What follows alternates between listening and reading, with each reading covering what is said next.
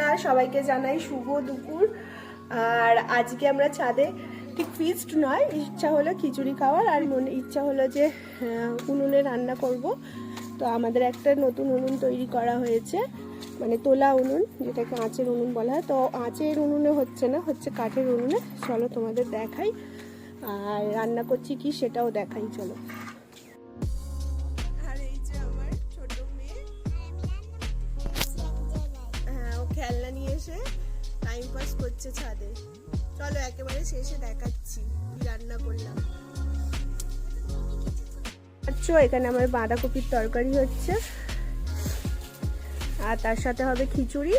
একেবারে রান্না করে শেষে তোমাদের দেখাচ্ছি।